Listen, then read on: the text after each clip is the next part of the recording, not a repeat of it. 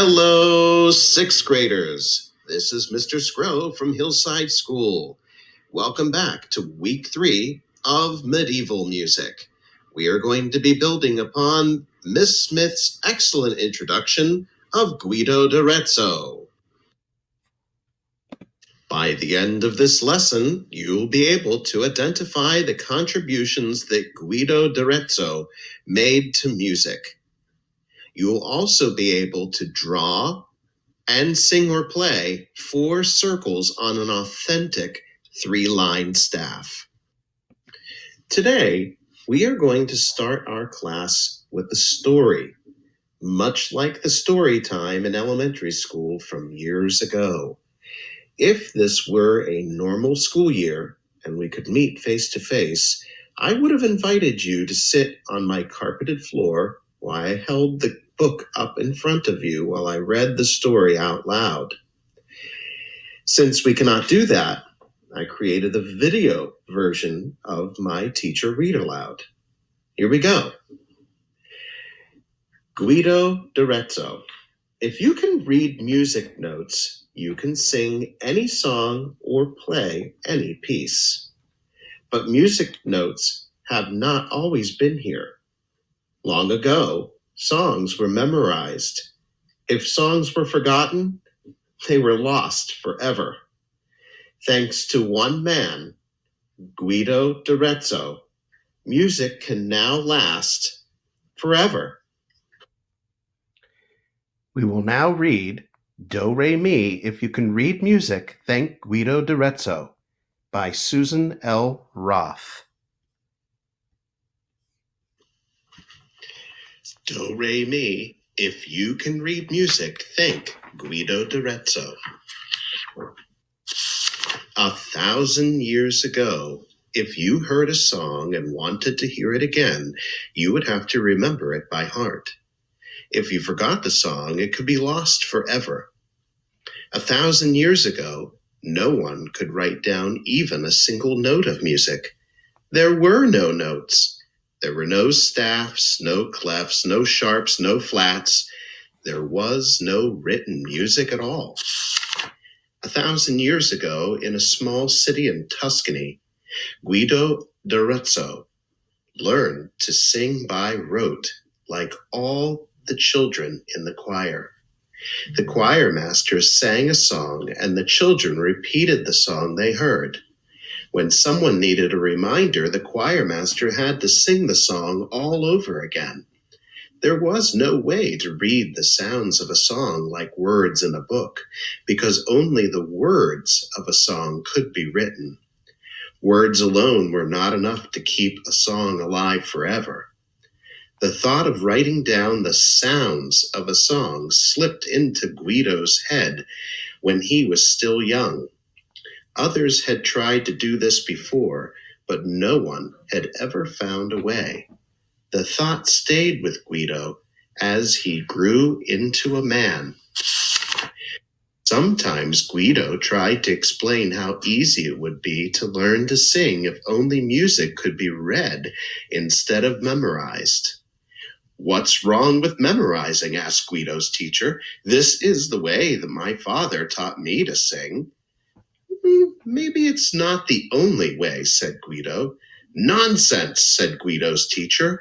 "All day long I teach children to memorize their songs. What would I do all day if children could learn songs without me? Everything would change." The musicians of Arezzo were not ready for change, but Guido was ready. He said goodbye to his friends and went to live with the Benedictine monks in Pomposa. Again, Guido tried to explain how easy it would be if only music could be read like words in a book. "We already know how to sing," said the monks in Pomposa. "We love our music the way it is." Brother Michael stood right next to Guido. He was the only monk who was really listening. "So I could make up a song and write it down," he said. "And you could read it and sing it before you hear it? It would be like a book. Anyone could sing it if the music could be written. Think of that. Exactly, said Guido. The choir masters won't have anything to do anymore, said Brother Michael. They'll have different things to do, said Guido. Guido began to write on parchments with his quill and ink, even before his thoughts were clear. Sometimes he tried to explain what he had written to Brother Michael. Brother Michael praised Guido when what he saw was clear. He complained to Guido when what he saw was not. Guido collected more letters and numbers and symbols than he knew how to use. His collection filled his room. His collecting filled his years. But how could he put them together? What should be included? What should be left out? Guido thought about writing down the sounds of the songs during his lunches and vespers, his late nights, his walks in the woods. He thought during homilies and lessons. He thought while planting in the garden, comforting the sick, mending the monks' robes, even when he was busy teaching children to sing, and even when he himself was singing. Guido was always thinking about a written language for music. Bit by bit, Guido began to build his musical system. But how could he put all the pieces together in a way that someone else would ever be able to understand? Guido shut his eyes and held his head. You almost have it now, said Brother Michael. No, I don't, said Guido. He pounded his hand on the table. He put his head down and started to cry. I just can't do it, he said. Guido, said Brother Michael, every day you get a little closer to the answer. You can't give up now. And then Guido had his epiphany. Guido organized his thoughts onto fresh parchments. Brother Michael was the first to see. Thank you for having faith in me, said Guido. I only listened while you worked, said Brother Michael. Soon everyone else will listen too. But the other monks in Pomposa still were not ready to listen. We like the way we sing our songs, said the other monks. If you want to write a story. If you want to read a book. If you want to sing the way you were taught. Leave us alone, Guido. Maybe it's time for you to go home. And so Guido decided to go back to his first home, back to Arezzo. I'll write you letters, said Brother Michael. I'll send you songs, said Guido. Guido sang his way back to Arezzo. Guido's back, said his old friends. Everyone had missed him. Welcome home, Guido, said Teodaldo, the new bishop. Teodaldo asked Guido to become master of the children's choir. I'll do it, said Guido, and I'll teach the children to read music. They will prove to everyone that it is possible. Say that again, said Teodaldo. What in the world are you talking about? Look, said Guido. He held out his hand. Pretend my fingers are lines. Don't look at my thumb. What do you see in between my fingers? Nothing but empty spaces, said Teodaldo. Right, said Guido. There are lines and spaces. Pitches go in order from low to high. Each pitch has its place either on a line or a space. These are the pieces of the puzzle. Go on, said Teodaldo. Everyone was listening now. Go on, said the others. They had begun to understand at last. Guido took his parchment out of his bag.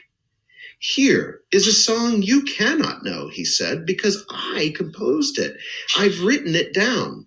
No one has ever seen it or heard it except for the words which come from an old poem. Remember that each line and each space has its own unique pitch, all right? Let me hear you all sing it together." Teobaldo and the others read Guido's music. They sang his song. "Bravo," said Guido. "Bravo, Guido," they said. Guido did teach the children in the choir to read music. Soon all the world was listening. When the Pope learned how to read music, he invited Guido to move to Rome. Guido was pleased to visit, but even the Pope couldn't persuade him to move away from home again. "I am Guido of Arezzo," said Guido d'Arezzo. And 1,000 years later, that is how he is still known. Guido's system of lines and spaces developed into the same system for musical notation that we use today. Guido chose the do, originally ut, re, mi, fa, sol, la, syllables from parts of the poem he set to music 1,000 years ago. It is because of Guido d'Arezzo that we can hear Gregorian chant, the music of Bach, Beethoven, and the blues, and all the other music ever written. The end. In the medieval period, music was both sacred and secular. Secular music is music that is created for entertainment. Sacred music is music about God for the church. The main music of the church was called Gregorian chant, which are prayers that are sung using very simple melodies. Pope Gregory the Great was given credit for ordering the collection and organization of chants. Hence, the name Gregorian chant is how we refer to these sung prayers today. Do you remember 2 weeks ago when I asked a few students to share turkey and stuffing on the table with the whole class? And later in the period, I asked someone to sing it again. We learned from that exercise what it was like for people before written music was invented. In order to save the music, the only way was to memorize the music and teach it to someone else. A choir teacher would often use hand signals to show when the pitches went higher and lower. But this system was flawed because the music would eventually change over time, and the music was not accurately preserved from generation to generation. Check out this video for some more information. In the 7th century, Pope Gregory the Great, hence the name Gregorian chant, ordered a codification of the entire chant repertoire so that the whole territory of Christian Europe should sing from the same hymn book, as it were. Now this sounds a lot easier than it was. Though they had the words written down, these poor monks had to keep in their heads all the music, which meant that every note of every chant had to be taught parrot fashion.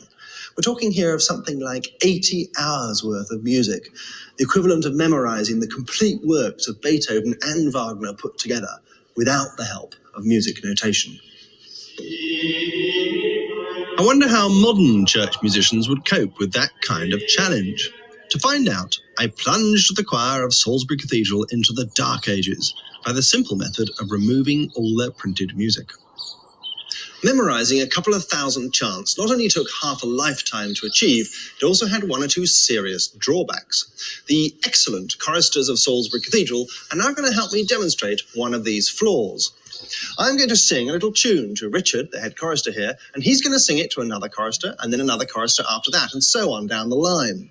When it comes back at the end, will it be the same tune, or will it be a case of Gregorian whispers? Okay, Richard?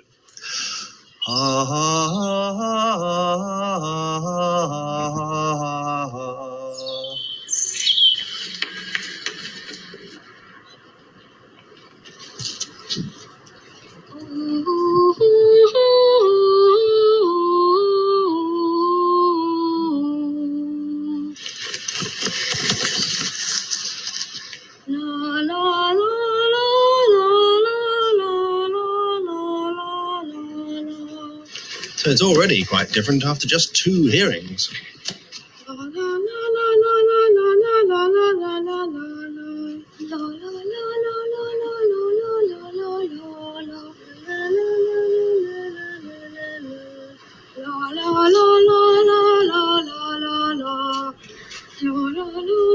It's a different length, different pitch, and a different speed.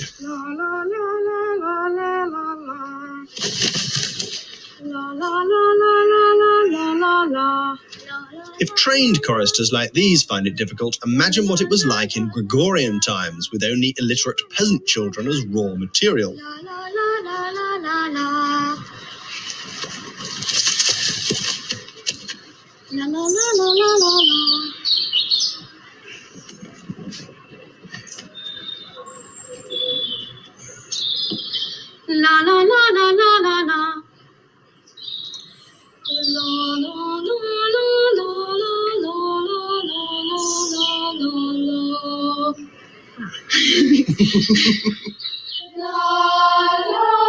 Another way people tried to teach the tunes was to have one choir master with a good memory waving his wrists around to indicate what direction the tune was going in.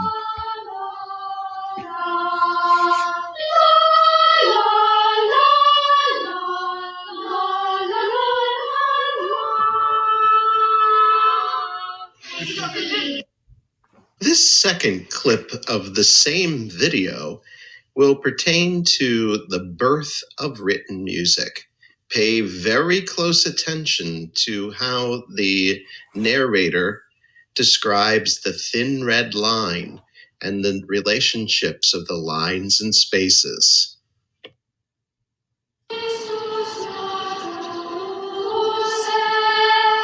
Broadly speaking, his methods are still in use today.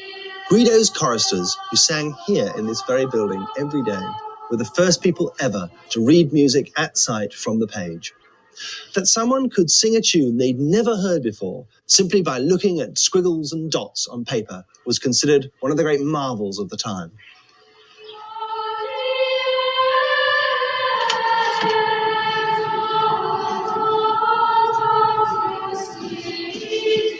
Guido wrote 2 medieval blockbusters on the teaching of singing. The most influential, Micrologus, he wrote here in Arezzo.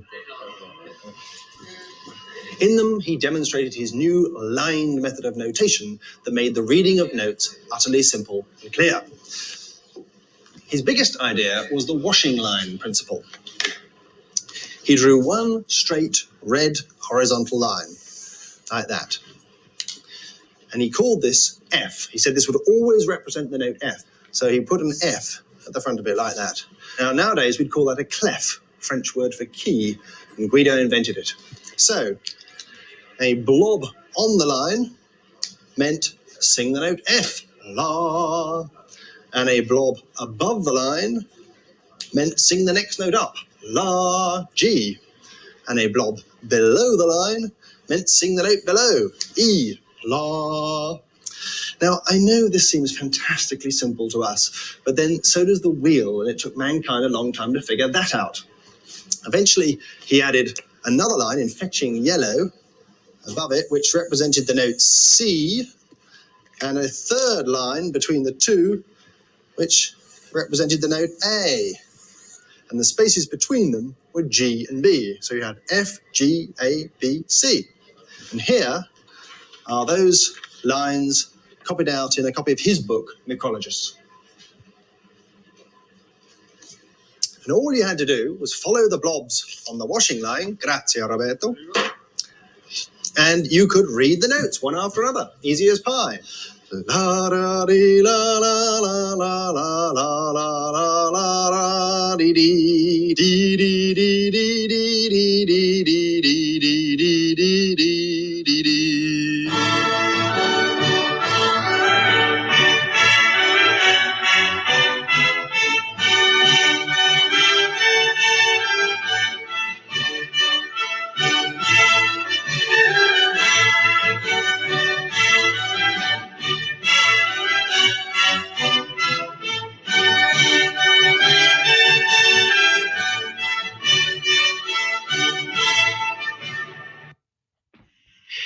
This week's assignment can be found in the Google Classroom.